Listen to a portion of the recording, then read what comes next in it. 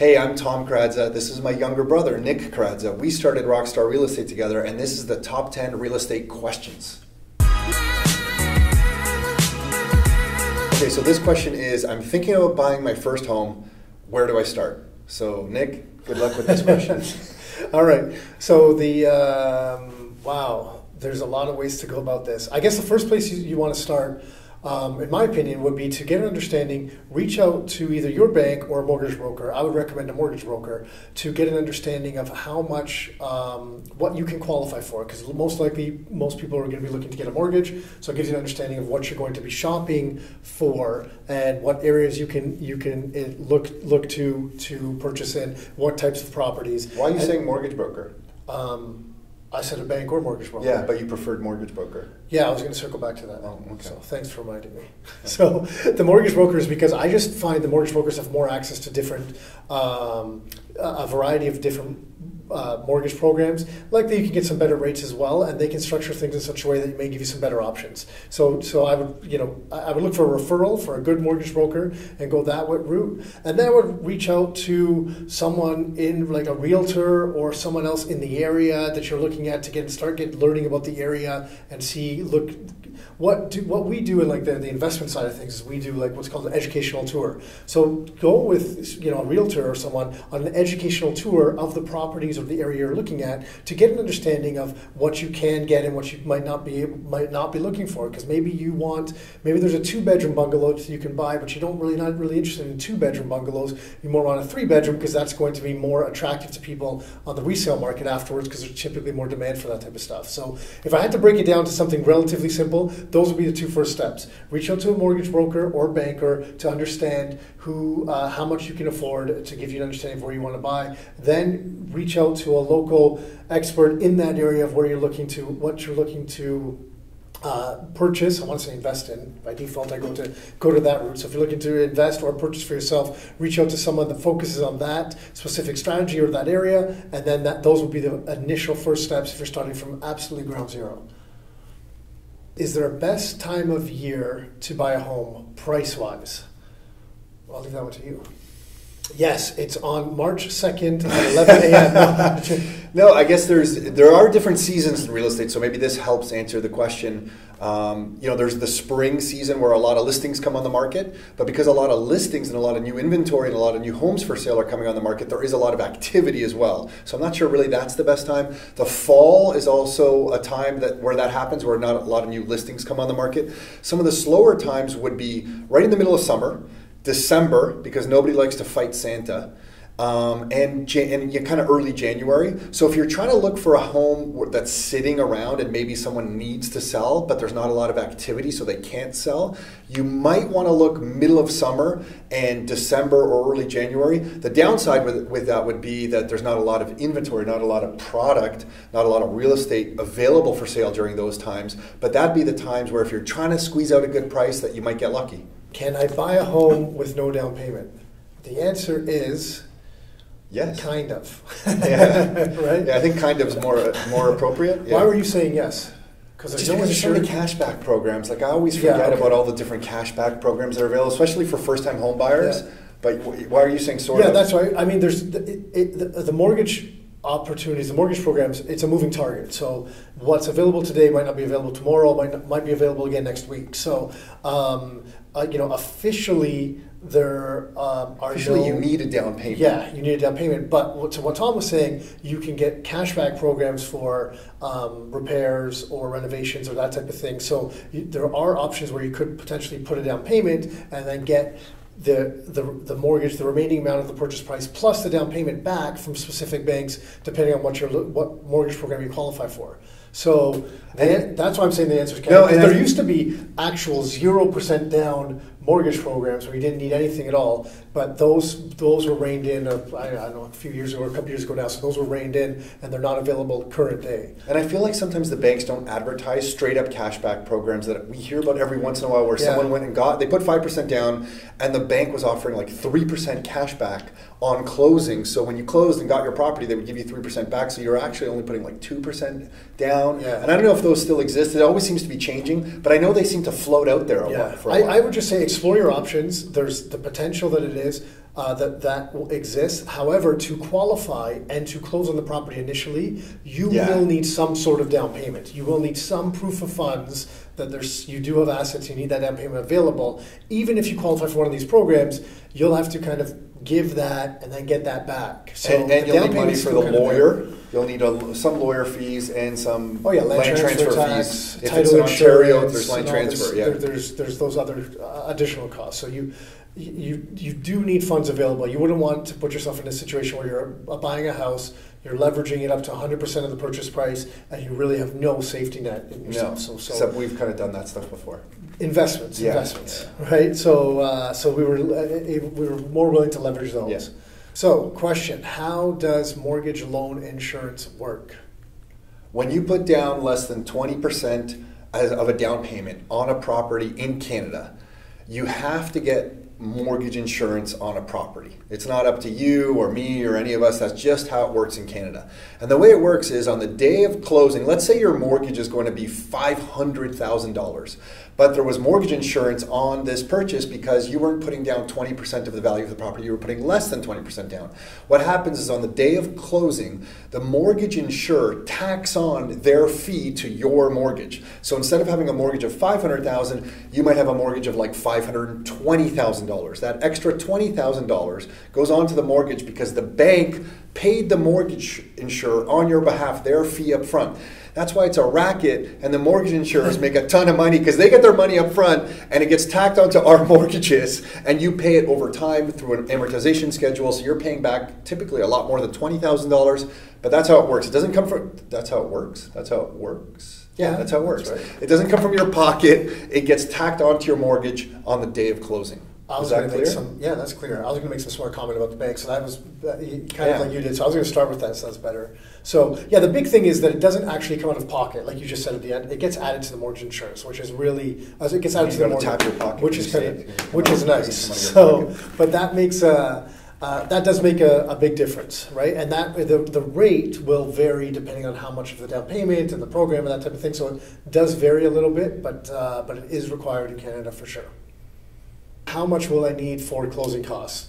This will vary depending on the area that you live in. So, for example, Toronto has an additional land transfer tax that they pay in the city of Toronto. So, if you're buying in the city of Toronto, you're going to be paying more than if you're buying in some other areas. Because there's two land transfers. There's two land transfer taxes. The Ontario, the municipal one, and that could change. It might actually be spreading to more additional municipalities. So you want to kind of look into this look into specifically the area that you're going to buy. But there's a few things that you want to kind of consider first. There is land transfer tax. If you look up land transfer tax calculator, if you throw that into a Google search, you'll be able to find a calculator online that will tell you the exact amount because it varies based on the purchase price. It's a certain percentage up to a certain amount, and then that percentage slightly changes. So there's land transfer tax. There's legal costs for the lawyer. So the lawyer is going to be the person that actually transfers title.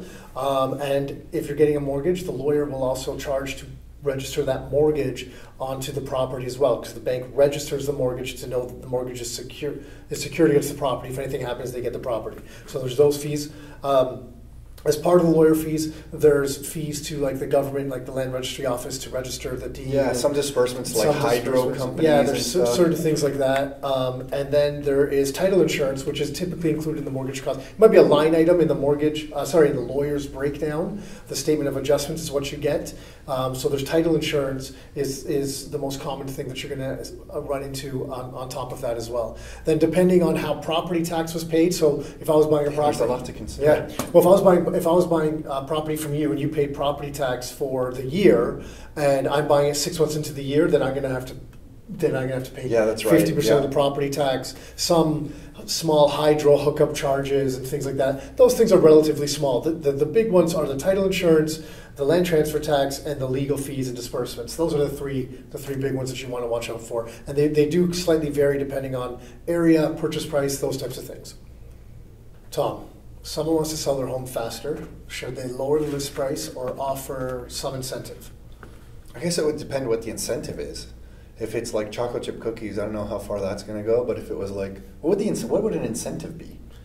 I guess the incentive might Like be, a flexible closing date? could be or that. Some I'll people- install a pool. Well, some people, what they'll do is they'll offer an incentive to the realtor, like a higher commission to a Got realtor it. that will come to bring the Okay, so that buyer. brings up. I think the quickest way to sell is to always lower the price. You're just going to get more action when you lower the price. It doesn't mean you need to accept a lower price, but you're going to get more exposure. But on the incentive front, if you offer the real estate agents more commission, that tends to magically always get you more activity as well, especially on the buying side. I find, like, if you're in real estate, if let's say the typical commissions, 5% might even be high right now, but let's say it's 5%. The way that works is 2.5% goes to the buying agent, so the real estate agent who brings the buyer. 2.5%, it's actually usually less than that now, but 2.5% will go to the real estate agent that's doing the listing. But let's say you offer the buying agent, instead of 2.5%, 3%.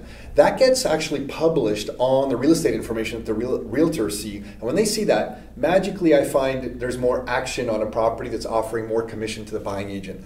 So if I had to sell a property faster, though, I would lower the price. I know I know people hate that answer, but No, but I agree, because even if you're offering the incentive, if it's priced high, it doesn't matter, right? So like you can offer an overpriced property and you're offering the incentive, people might look at it initially, but there's still going to be objections around the price. Totally. Right. So both will help. Lower the price, get price activity. is more Yeah. important, right? Yeah.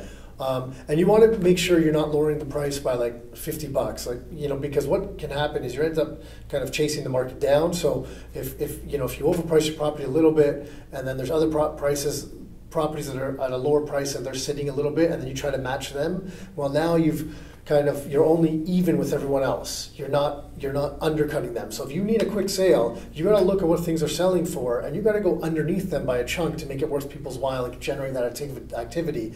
Often, if it's done properly and the market conditions allow, if you underprice your property, you'll actually get enough activity that you might bring it close up to the market value anyways, because may get multiple offers coming in. Yeah, and you can get really in the weeds on this stuff, because I guess a good way to look at it would be like through market absorption kind of stuff. Like how many properties are selling in your area every month, and then how many are listed. So if 5 are selling in your defined area every month, but there's like 50 listed, you have a lot of inventory. So you might have to drop your price really low to sell it. But if 5 are listed and 10 are selling last month, then holy smokes, prices are about to go up in that area. So that's something kind of we talk about, that's market absorption, but that's getting too scientific and too in detail for this question. So that's it. So lower your price. This is a great one for you. What color of houses sell fastest? For some reason, blue houses tend to sell the fastest. No, we don't. I thought you had a stat. No color of houses tend to sell faster than other color of houses. A lot of people like the whole red door theory, where you paint your front door red. I think a lot of that is just mystery and fantasy, and there's really no truth to it. I'm just surprised this is one of the top questions that came in. So, good question. Good question. There's no determining factor there, but I'm going to go research and see if there's some study done on that, because there's studies on everything else. What should I look for in a good investment property? There's a lot of different things. So there's 2 things that I'll bring up, and then you might be able to add. 2 things. The first thing is, when investing in real estate, I always like cash flow. I'm kind of a cash flow investor, so I always try to get something where I have an option to generate either the same amount of income that it costs to carry the property, or additional income. So, and the additional income would be the difference between the expenses I have every month and the income the property brings in. So typically the rent, then that would be my cash flow. So I would generally lean towards cash flow investments. And the other thing that I like with a good investment property is something that I have options with. So if I buy a single family home, it's nice to have maybe a side entrance or a back entrance going into the basement. So then I have the option of breaking it up into 2 units and renting it out the basement separately from the upstairs. Or if I buy a condo, well, I might want to buy a condo close to a school, a university. So then maybe I can rent it out to a family, the condo, or I might be able to rent it out to a couple students that way. Because so I always have 2 different options, meaning I can use multiple different strategies on the property. That doesn't always work out, but those are 2 nice things that I look for, and that kind of make something more appealing to me when I'm looking for investment properties. Yeah, so I agree with all that, and the only thing I would add is that we're always short-term paranoid and long-term optimistic. with real estate. So because we're always short-term paranoid, we always look at properties ourselves with what property can we buy that we would be able to hold on to for 10 years? So with everything that you're saying, the cash flow and the strategies, could we hold on to this property no matter what? If we lost our job, if the economy went into the tank, could we hold on to this property for 10 years or longer? And if the answer is yes, then we proceed. If the answer is like, oof, I don't know if we could, then we're paranoid with the property and we don't proceed. So that would be the only other thing I'd add. Yeah, makes sense. So the question is, does a higher credit score mean a better mortgage rate? And there's a lot of variables to that, not necessarily, because for a mortgage, you need three things. You need income, down payment, and credit. So credit is one of them. That definitely helps. 100% it helps. It makes a difference. However, if you don't have the income or down payment, then it doesn't necessarily mean you're going to get a better rate, because it will depend on those. So if you're trying to put only 0% down on the property, you're going to pay a premium interest rate on that if that's something you could qualify for, versus if you're putting 20% down. So yes, it's one of the factors, but it's not the only factor, but it's got good potential to help. It doesn't guarantee it though. And then once you go over, I think it's 680 on your credit score, any higher, I think you're considered like A credit at that point pretty much. So let's say, if you have 710 and you're trying to get your credit score to 750, it's higher at 750, but it's not really changing anything because you were already at 710 and you're in a great credit score situation. Once you fall below 680, the mortgage brokers and bankers start looking at you as having, I don't know why I'm shaking my hand like this, but iffy credit. So sometimes if it's already high, it's high enough and you don't have to get it higher. So this question is, what does the mortgage stress test mean? And you can dive into this one. It really is just the government's way to try and calm the real estate market. So instead of qualifying for mortgages at whatever the bank posts as the best possible rate. So let's say the bank says, hey, you can get a mortgage at 3% interest. What the bank or what the government is mandating is that you don't qualify for the mortgage at like 3%. You have to qualify for it at like a couple points higher. So let's say like 5%. And if you can qualify for that mortgage at 5%, then you're approved. And they put that in, I think January 1st, the year 2017 or 18? I forget. 18. Was it 18? So on January 1st, 2018, this came into effect. It's still into effect right now. Who knows if they get rid of it? But that's what it means to me. Am I missing anything? No, I think that's it in a nutshell. I mean, there's details to it, but yeah.